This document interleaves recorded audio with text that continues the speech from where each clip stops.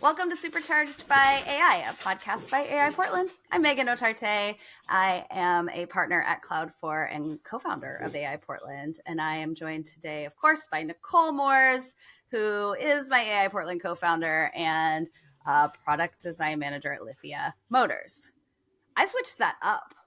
I know, that was awesome. A different order. Way to pull an audible.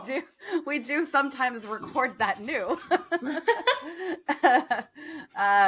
Well, it is the next morning. We both have our cups of coffee, and we are coming. It's early. It's early. Full stop. It feels early. It feels early, and we had quite the day yesterday. I definitely got home after our day and was absolutely brain dead. So I feel like I need a nap today, but I will work my whole day and not nap.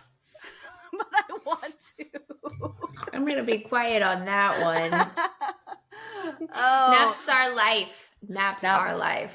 Naps are life. I told myself this morning, like, well, you could have a nap snack at some point, but I don't think I will have time. I mean, yesterday. Let's talk about yesterday.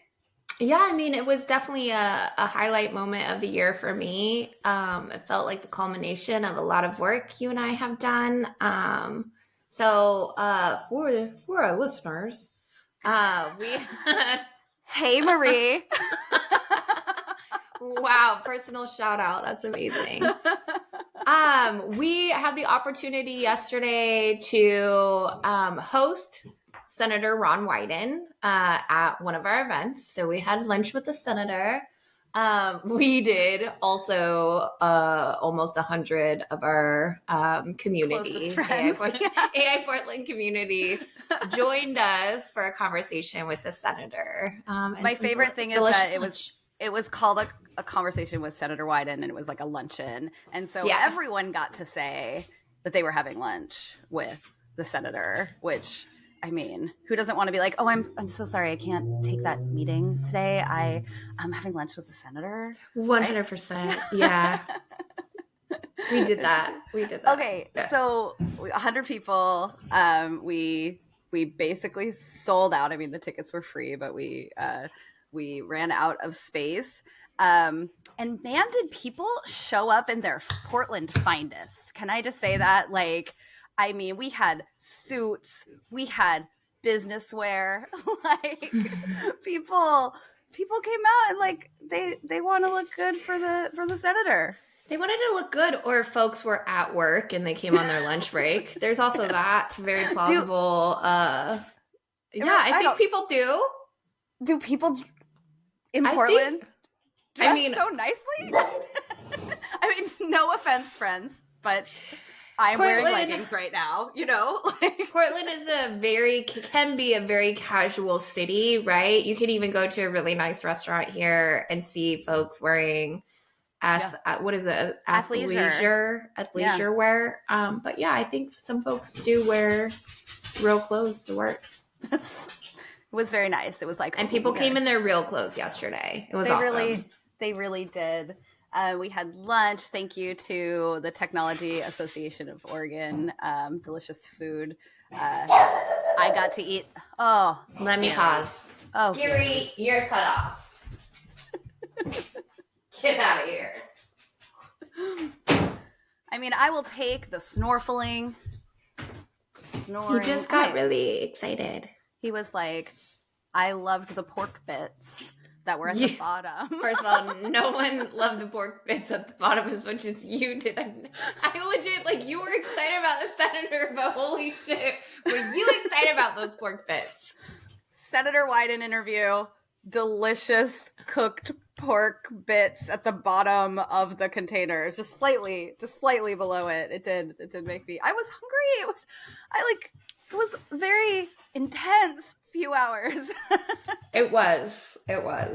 So, I mean, we got an opportunity to craft some questions and talk to the senator about, I mean, we talked a lot about privacy and federal regulation around AI. We also talked about like whether state regulations make sense.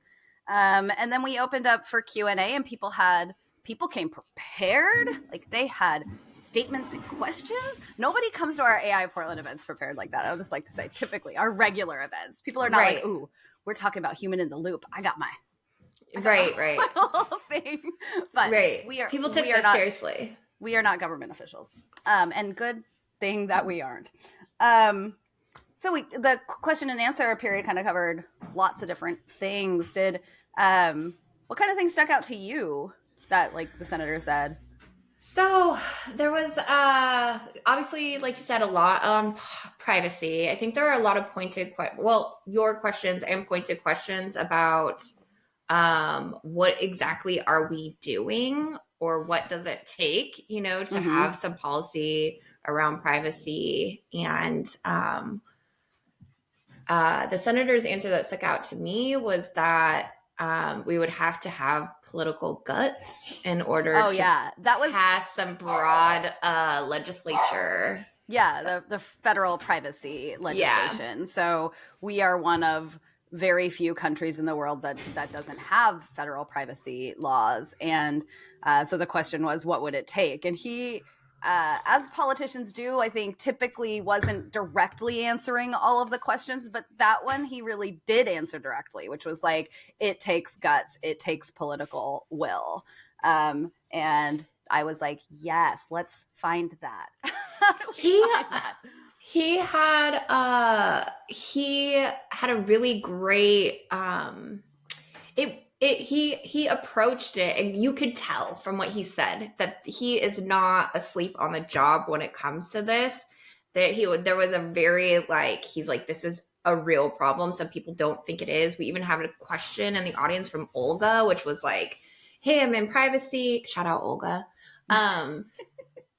I'm in privacy. There's just a lot of apathy. Like people, the general American just does not care about this, or like, what's the big deal? And, that, and beforehand in your questions, he really said like, this is an issue.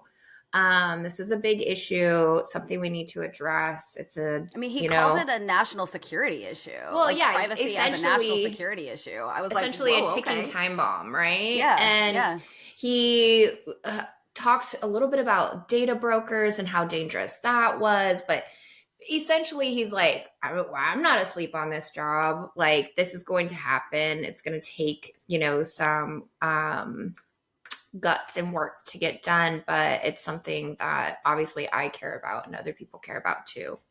Yeah, I think that resonated. There was no apathy. He got very wily at that point. Very, yeah. He got very passionate.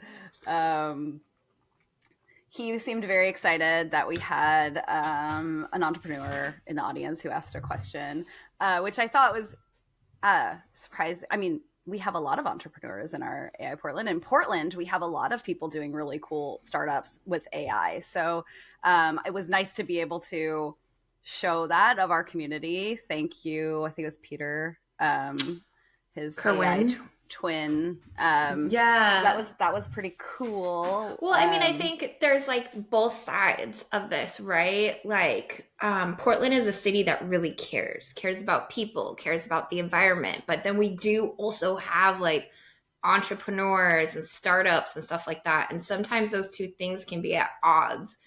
I feel like the senator did a very good job at towing a middle line between those two sometimes conflicting points of view, because we heard from the whole spectrum, right? Someone has a startup complaining like, I've been in tech for so long, I've never had this much regulation on a company.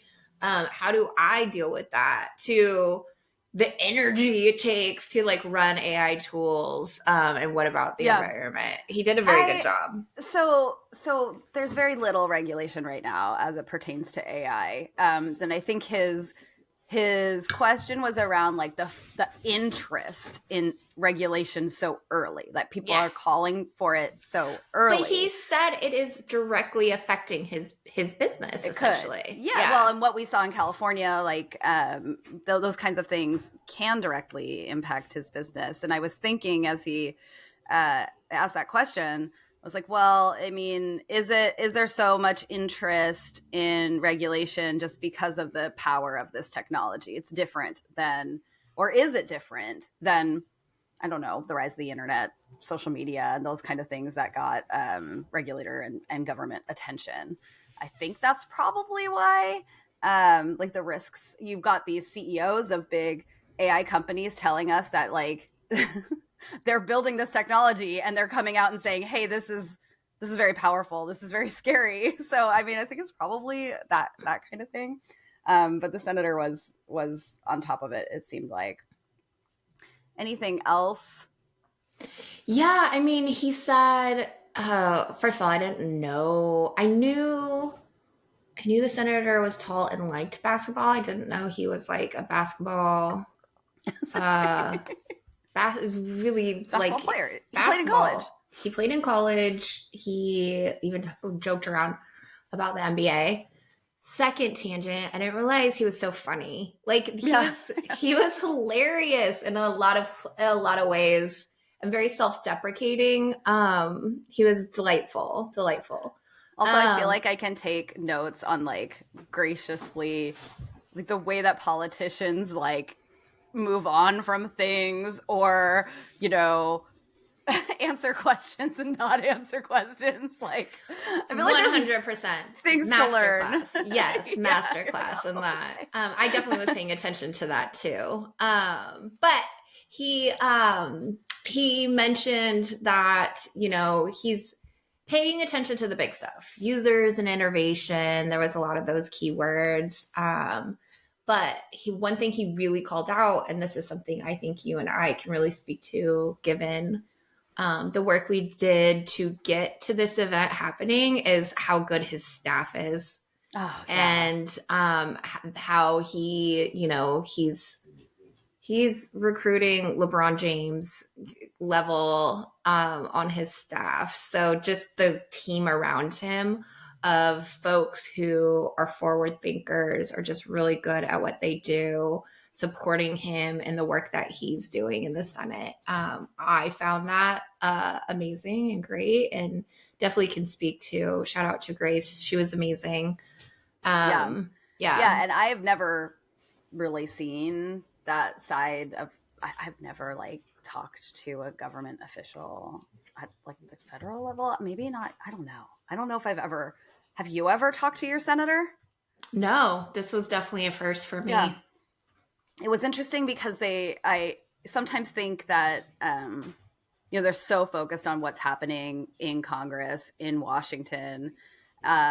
But really, he seemed very focused on what the people in that room, his constituents, like wanted to talk about, what was happening in Oregon, what was happening for regular people, and that was interesting. And it's not like an election cycle for him. No, he was just hanging out with us for funsies. Oh man, for funsies. It was fun. We did talk about a couple things. So he has a bill. Everyone's going to have to forgive my lack of proper words when it comes to things that are happening. That's okay. That's okay. He kept calling us AI Oregon, which is also awesome. We are expanding based off of the senator's suggestion. Also, my new alter ego when I'm a moderator is Morgan. We're just no, he has this Algorithmic Accountability Act, and it sounds like, from what he said, that they have enough sponsors for it to maybe move forward in the next session or something like that. Yeah, which it sounded surprising. That it's a big deal, right? Like these algorithms affect, you know, hiring, jobs, people insurance getting rates, also, what you pay for all rent, facets of everyday life that these algorithms can affect. So it is an important piece of legislature. Yeah, I hope that something moves ahead with that. It sounded like that was kind of newsy, that like he has the sponsors that they need. So it'll be interesting to see. You heard it here first. That's right. That's right. The other thing that really stood out to me is he definitely acknowledged that they're, you know, the three big main players in the AI space, and how he and other folks are watching them. They're making sure that they're not doing anything, you know, wrong or hinky, if you will. But he straight up said, I wrote it down, the gaming has begun. And he essentially was like, not on my watch, you know? Yeah. Well, but I mean, I love he legit said that. He did say that. And what he was referring to specifically was how companies like the Microsofts of the world are getting past antitrust, I think, issues by not buying companies, but just acqui-hiring all of the staff, basically effectively buying the company. But because they're not buying the company, it doesn't come under regulatory scrutiny. And so I guess they've had some hearings at the FTC. Want to say we're gonna have to fact check that about things like that, and we definitely are seeing that. Like, that is definitely happening. He also talked a little bit about having environmental disclosures for AI technology, which did not get into any detail on that, but that's an interesting concept to surface some of the environmental impact. Some people were asking about what do we do about displaced workers? That this technology is definitely going to displace workers. That always happens with these types of new things. And he talked about, displaced worker policies and things like fast tracking apprenticeships for nurses and stuff like that, which is not specific to AI, but it's nice to know people are thinking about what big ideas can solve some of these problems that we're seeing in our economy and in our workforce. Yes, totally. I'm really impressed at how much you retained from that conversation. No, you have to know that while I was asking questions, blackout, literally no idea what happened. But when we switched to the Q&A, I grabbed my notebook and I took notes because I was like, oh, I can pay attention. Now I don't actually. Can I just say a public, Megan did an amazing job interviewing the senator. You're so smart and eloquent, and folks could take a master class in moderating an important conversation with an elected official. Oh, thank you. It was a little nerve-wracking, but then I realized that I just had to keep up with the senator. He was going to answer the question. He knew what he wanted to say, and also already had a sense of when we were done with questions and when we were going to go to Q&A. And I think it's funny when we were in a green room with him before, and we were supposed to start at noon. I think he came in at 11:45. We got a chance to chat with him and his staff. And then at 11:55, he was like, all right, let's go. Yeah, and we're ready. He was ready. He had really great energy. He was super enthusiastic. He was excited to talk to people and meet with people. He was impressed that so many people were there to see him. He was just overall just delightful. Yeah, it was a thing that you and I have been talking about for probably 6 months. Yeah. And I wasn't sure if it was going to happen. Coordinating with the senator's schedule was a challenge. Trying to line up our busy schedules, and then obviously, he does many events in one day, and we're just AI Portland or AI Oregon. And so I was I'm going to be really excited when we're there and it's happening, because it just feels like it's so hard to pull off. So it was very cool. And it was very cool to hear, we're trying to have conversations about this technology that is touching so many different things. And it is so big, and it is not in a niche, right? No, and so it's everywhere. We get to talk about philosophy, and we talk about tech stuff, and we talk about creativity. And it was really cool to have somebody who can tell us what's going on in terms of the government, the federal government, and things that are happening there that like we don't really get exposed to. That was what an opportunity. Very cool. So cool.